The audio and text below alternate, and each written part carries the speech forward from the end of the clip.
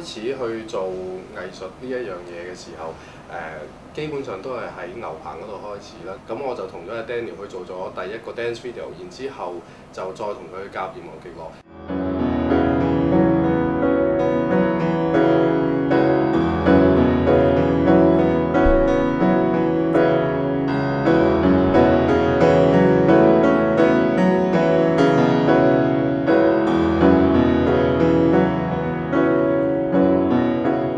突然間有一個機會去同一個 dancer 去夾，咁唔會識驚嘅，即係好就覺得嗰樣嘢好新鮮嘅。嗰個合作嘅過程裏邊，原來發覺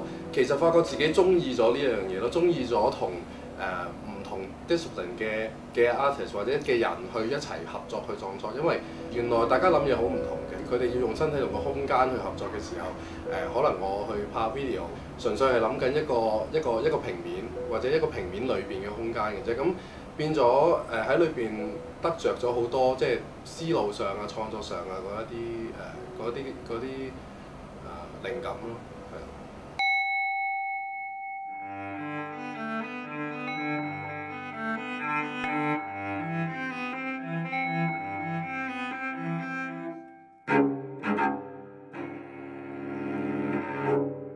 咁啊，我本來就諗住報低音大提琴表演專業嘅，咁但係我去 audition 嘅時候咧，佢哋就冇收我，又反而咧就見到我啲作曲作品嘅時候就話其實你作曲有啲潛質喎，不如我收你做作曲主修啦，咁你就可以入音樂學校啦。咁但係你表演咧，我哋就唔會收你嘅咁。咁嗰陣時我先決定要讀作曲嘅其實。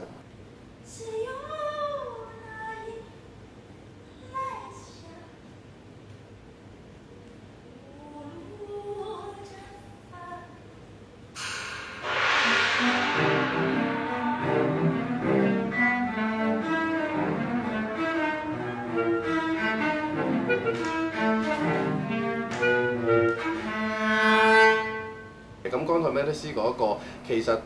都係主題上一啲關於回憶啊、關於死亡啊，我哋揾咗一啲唔同嘅 reference 啊，攞咗一首詩去做呢個靈感。咁做呢個作品嘅時候，我哋有咗個共識之後咧，基本上我哋大家分道揚鑣去做自己嘢，我哋冇乜點理過大家做啲咩。我去寫我嘅音樂，然後佢就去做佢嘅 installation。Lost in New York 個 theme 其實係disco culture 同埋 gay culture， 同埋亦都係講緊一啲好 urban 嘅嘢。我去做嗰個 visual 嘅時候，當然我諗我同佢傾嘅時間多過我做嘅時間幾倍咯。有一隻 violin piece Agia Tokyo 裏面咧就初頭嗰啲嘰嘰嘰嗰啲聲咧，其實我係將個小提琴嗰啲線咧換咗做牙線，跟住我自己喺度喺個音室度玩，跟住我哋聽到都嘰嘰嘰嘅聲。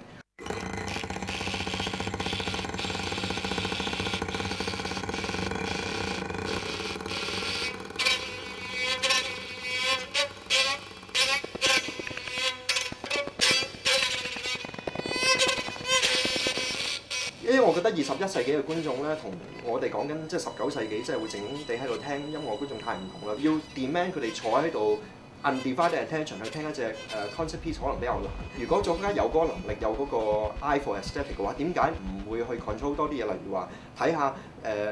explore 下 concert hall 嘅劇場性啦。再進而之，點解唔可以再睇下我哋會唔會有啲 visual 嘅 element 可以 add to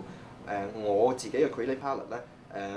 我覺得呢個世代嘅藝術家，就算你係做 visual 又好，你係做作曲嘅都好，唔可以單單淨係喺你自己嘅 discipline 裏面轉咯，一定要橫向咁發展，你要對所有嘢都有最基本嘅認識。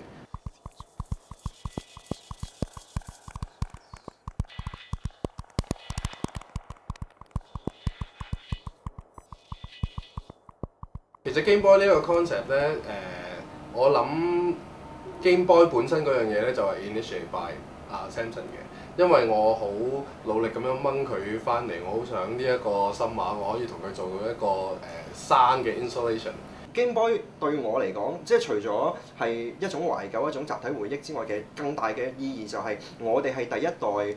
經歷咗電子遊戲機technology 嘅成熟之後長大嘅第一代。如果你比較翻 cinema 嘅話咧，其實我哋呢一代就好似新浪潮導演嗰一代咁樣，係 cinema 成熟咗之後第一代長大嗰一代。咁所以 video game 唔係單單係一種回憶嘅文化意義，其實對我哋嚟講喺藝術上面有一個好重要嘅意義咯，對我哋呢一代。